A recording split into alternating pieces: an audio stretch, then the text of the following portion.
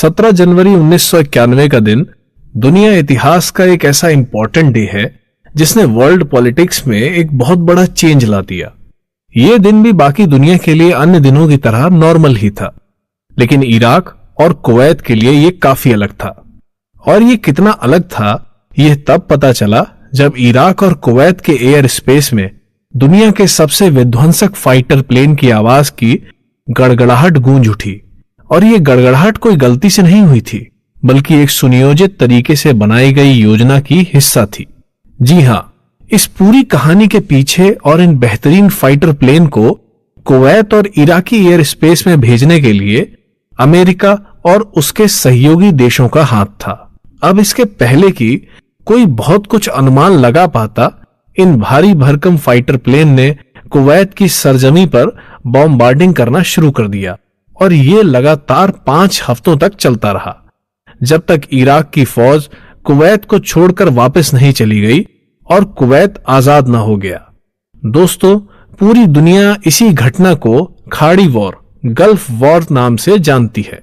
17 जनवरी 1991 को शुरू हुआ ये ऑपरेशन गल्फ वॉर में मील का पत्थर साबित हुआ, क्योंकि इसके बाद इराक के शासक सद्दाम हुसैन की सभी योजनाएं लगातार फेल होती गईं और अंत में उन्हें न सिर्फ कुवैत से अपनी सेना पीछे खींचनी पड़ी, बल्कि सत्ता से भी हाथ धोना पड़ा।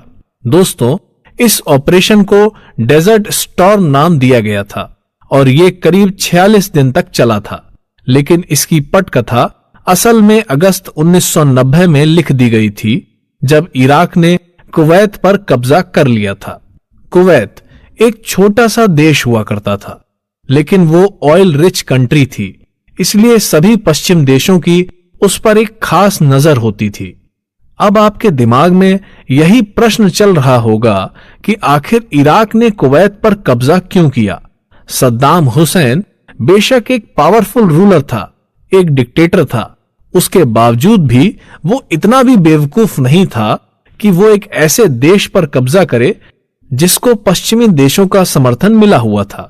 उसे भी इस बात का तो डर था कि ऐसे किसी कदम से उसकी सत्ता हमेशा के लिए जा सकती है और वो मारा भी जा सकता है।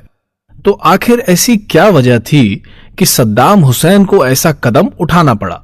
तो दोस्तों, इसकी शुरुआत इराक ईरान वॉर से हुई, जो 22 सितंबर 1980 को शुरू हुआ और 20 अगस्त 1988 को समाप्त हुआ।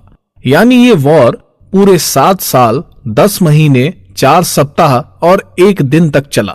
ऐसे में आप खुद ही अनुमान लगा सकते हो कि दोनों देशों की इकोनॉमी की किस हद तक बर्बादी हो चुकी होगी।